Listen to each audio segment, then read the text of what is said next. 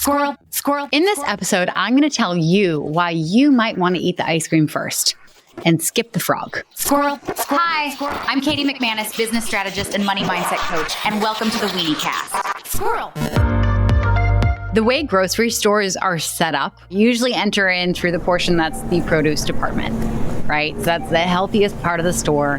And then you go through the meat department, the cheese department. The center is all the garbage that we really shouldn't be eating. And on the other end of the store, where you naturally go from one side to the other, you don't zigzag across, is where the ice cream is, and where the cakes and the cookies and all the unhealthy things.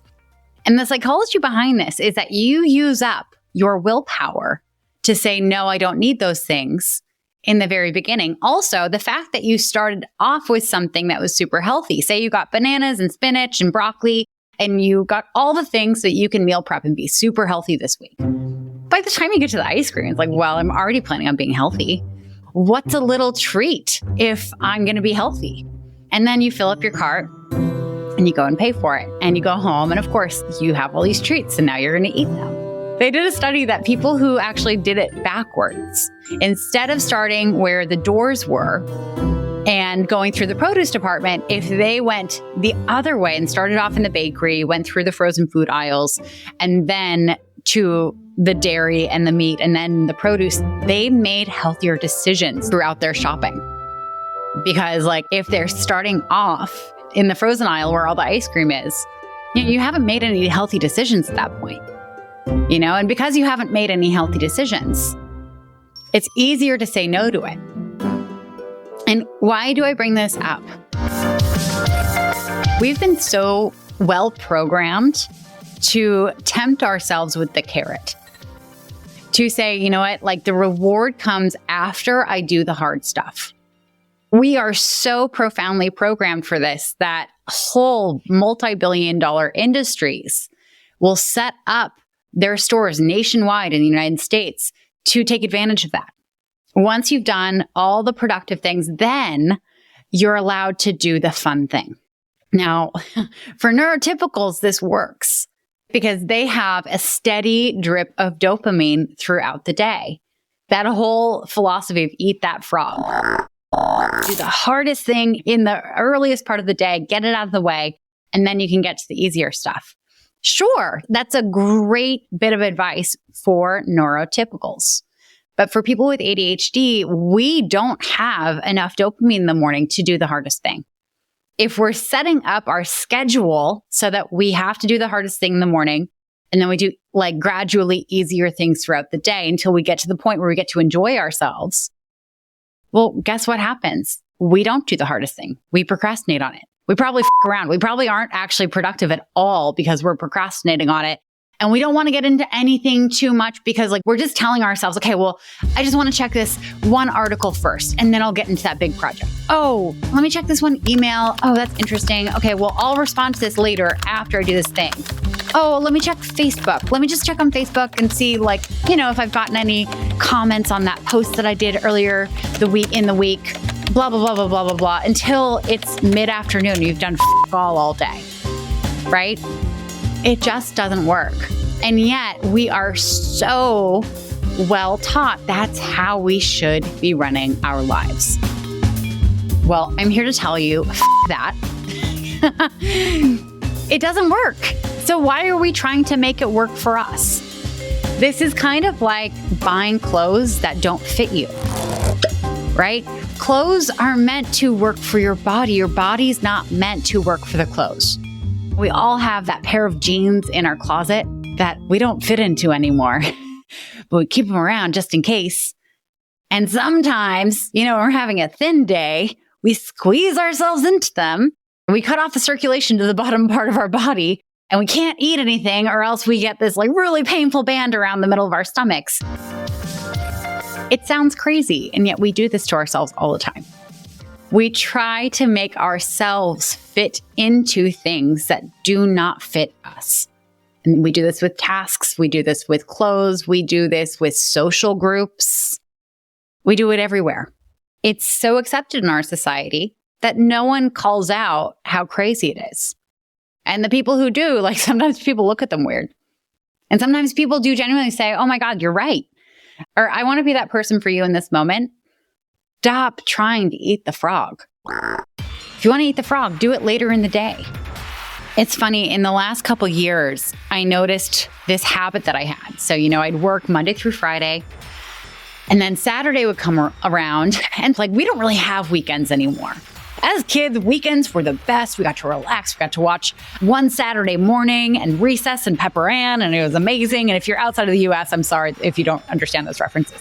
But anyway, so it was fun. But as adults, the weekends are for doing stuff that you didn't have time to do during the week. All the errands, all the cleaning, all those stupid little tasks that you neglected to do during the week, like changing light bulbs that went out, whatever. And I found that on Saturdays, I would have a really long list of things that I'd want to accomplish. And I'd get up and I'd walk my dog and I'd come back and I'd shower and I'd get ready. And then I would just sit on my couch in complete paralysis, maybe messing around on my phone, but completely unable to get the get up and go to go and do the things. And then the morning would pass and I'd be halfway through the afternoon and I still wouldn't have accomplished anything. And that's when the shame would set in. That's when the guilt and the feeling like a failure, oh my God, I suck at being an adult. Adulting is just too hard for me. I can't handle this shit. And then instead of actually relaxing on Saturday, I'd spend it punishing myself for not getting things done. And then I'd have to do them on Sunday. And then when the new week rolled around, Monday morning, I wasn't refreshed. I wasn't rested from the weekend because I didn't give myself any time to rest. So I tried something different. I made a new rule for myself on Saturday mornings. Ooh, what am I going to say next? Well, you'll have to keep listening to find out. But first, squirrel.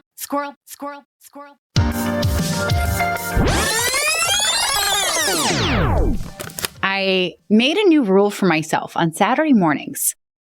I assigned myself a movie to watch. So I would get up, I would make coffee, I would take my dog for a walk, I would come back, and instead of jumping in the shower and getting ready for the day, I would turn on a movie. And it had to be a movie that I had seen multiple times before, that I didn't necessarily know all the words to, but I knew what the next scene was going to be. Because I didn't want to get sucked into something that I needed to find out how it ended, because I didn't know how it ended already. The point of it was not to watch a movie to see this movie. The point was to watch a movie that sucked me in enough that I would get immersed in the story, but that if I got bored halfway through and was finally ready to go and get stuff done, I'd be able to walk away from it. Some Saturday mornings, I would watch You've Got Mail with Meg Ryan and Tom Hanks. Oh my God, one of my favorite movies. Squirrel. I go online. Welcome. And my breath catches in my chest until I hear 3 little words. You've got mail. Squirrel. I've seen it so many times that sometimes I'd get towards the end and I'd start getting up and doing stuff around my living room. It would still be on, but I'd be tidying. Or I had an open concept apartment at the time. So I might go to the kitchen and start unloading the dishwasher and putting the dirty dishes from the last 2 nights, because I'm terrible at doing dishes, into the dishwasher and dealing with all that stuff. I might go and put a load of laundry in. Some mornings I would have to watch a couple movies. Some mornings I would watch one movie and I had no get up and go after it ended, so I'd pick another movie. But without fail, there was always that point in the morning where my brain flipped from, okay, cool, I've rested enough. I've done this really easy task that I really enjoyed that filled me up. Now I'm ready to go and actually get stuff done. What I was ignoring before I did this is that my body and my mind both needed rest. And when I was putting it under the stress of here's this massive to-do list of things that you need to go and do today, and then expecting it to just jump to and get to work, I wasn't giving it that rest. I wasn't giving it that moment to recharge. And the result was I just spent the whole day stressing out about it and not doing anything and feeling like a failure, which put me further into a dopamine deficit, by the way. Now, I do this pretty religiously on Saturday mornings. This has started and it has never stopped. Saturday mornings, I don't assign myself any work to do. I don't tell myself I'm going to go to the gym. I don't have have a to-do list of errands to run on Saturday mornings. And what's incredible is after I implemented this, I get all my errands done on Saturdays. They're all done, unless I have company in town and they throw off my schedule. I get everything done on Saturdays. But I start off with the thing that I enjoy most. I start off with the rest. I start off with the thing that's normally a reward. If you have ADHD, which you probably do because you're listening to this podcast, you know what I'm talking about when I say that I habitually will create these ideal routines for myself. These elaborate schedules of my ideal morning and how I'm going to join the 5 a.m. club and I'm going to do all these healthy habits in the morning and then start my day. I'm going to feel amazing, right? I draw up these schedules and I put them in my bullet journal and in my Google Calendar, and I'm so gung-ho, I'm going to do it this week. And then I don't. I just don't. Like the things that I assign myself in the mornings traditionally are the hard things, like getting up and going to the gym. I love going to the gym, but not in the mornings. Telling myself I'm going to clean in the morning. Telling myself I'm going to read professional books on marketing and business. I love those books, but not in the morning. And what ultimately happens is the longer scale of what I used to do to myself on Saturdays. I'd get a couple days into the week, look at this schedule that I'd drawn up for myself, realize I hadn't followed it at all. All these habits that I'd intended to track and say, okay, check them off as I go to feel really good and get that dopamine flowing, they wouldn't be checked because I wasn't doing them. And because I'd assigned these things to myself in the morning and didn't do them in the morning, if I did them later, I wouldn't get any dopamine out of them because I was already behind. It honestly took me an embarrassingly long amount of time to realize that what I do for myself on Saturdays, I could also do for myself every day of the week. I'm sure you know what that feels like. It's like one of those light bulb but duh moments. Right? You're like, oh yeah, that's right. I am smart, but why have I been such an idiot up until this moment? So I started doing this thing a few weeks ago, and it has completely changed my week. It has completely changed each and every day that I'm working. It just starts me off with this incredible energy, and I get so much more done, and I feel better about what I get done throughout the day than I ever did before. And it's basically that I'm hitting the ice cream aisle first. So one of my favorite things to do that I never seem to have time for is reading fantasy romance novels, which, by the way, they have kicked off in the last 10 years. Okay. I have been out of the game because I've been busy working and I haven't been paying attention. And let me tell you, there are some really good fantasy novels that are available, especially for us grownups. Did you know that things get spicy in fantasy novels for grownups? They never got this spicy when I was a kid. Let me tell you. I always told myself, okay, you can start reading something for pleasure after you get all this stuff done. You can read fantasy novels, but at the end of the day, after you get all your work done. I would dangle that carrot for myself. And because how I was setting up my day was for a neurotypical and not someone with an ADHD brain, I wouldn't get everything done, and I never got around to reading. I never got around to the thing that I enjoy the most. So every month I do a new moon circle with a group of friends, and it's just a great way to set our intentions for the month. And we look into the meaning of the new moon and all the astrological signs and, what's at play there. And whether you believe in it or not, I think it is one of the best things that I do every single month because each astrological sign has a different meaning to it. The planets have different meanings to them. And it helps you look at your life through a different lens, right? So this past month, what really kicked me into this was that I forget what moon it was, I forget the astrological signs and planets that were at play, but it was all about how do you enjoy your life? How do you derive pleasure from life? And how important it is to build those things into your daily routine. And so as we're setting our intentions for the month, I decided that I would start off my day with 30 to 60 minutes of reading for pleasure before I did anything else. And let me tell you, I haven't been consistent, not every single day, but the days that I've started off reading a novel reading something that I really enjoy, that sucks me into story and lets me visit these made-up friends and be in this fantasy world and experience fairies and werewolves and vampires, whatever it is. The days that I do that first thing, I get so much more done. And not only do I get more done, I feel better while I'm doing it. I feel more inspired. I'm happier. I'm also more interesting to talk to because I'm not just working constantly. I've exposed myself to some literature and these outside experiences. I think they're interesting things to talk about. That's really up to the person I'm talking to and if they're interested in fantasy fiction.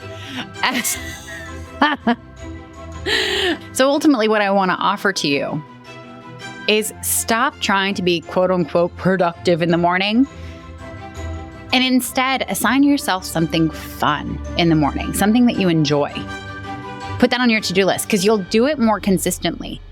Because let me tell you, reading for pleasure is at the top of my list every single morning. It's something that I really enjoy. So because I enjoy it, it gives me some dopamine. And then the fact that I did it and I'm able to cross it off my list, that gives me another dose of dopamine, which means that the next thing that I try to do, I'm going to have a lot more energy for. I'm going to have that drip of dopamine going that'll help carry me into eating that frog later in the day.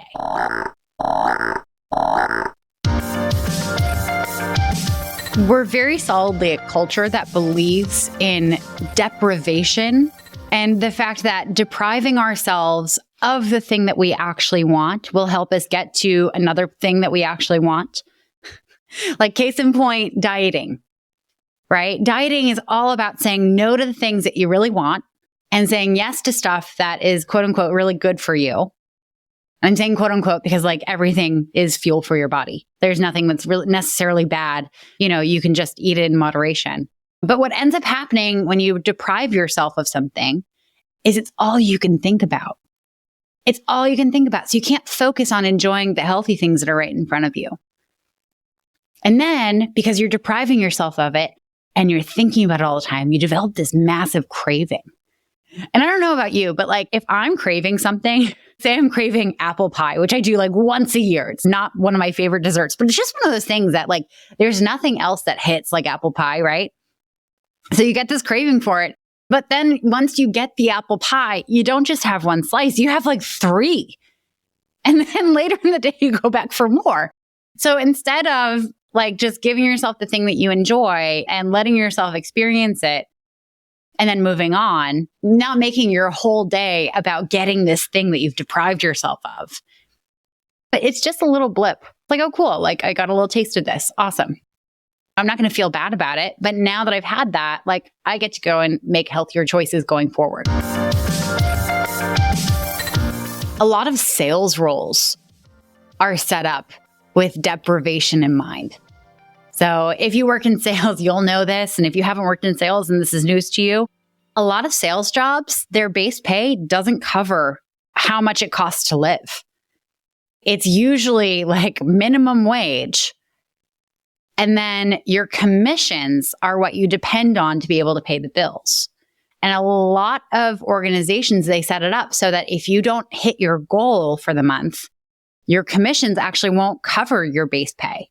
So you're incentivized, quote unquote, like this is the belief that if you can't afford to live, if you don't hit your goal or your quota, it's going to incentivize you to hit your quota and surpass your quota. There have been so many studies that show that when salespeople have a base pay or a guaranteed amount of pay that will cover their cost of living, and they don't have to worry about that, they actually outperform far more than the salespeople who are stressed out all the time about being able to pay their rent.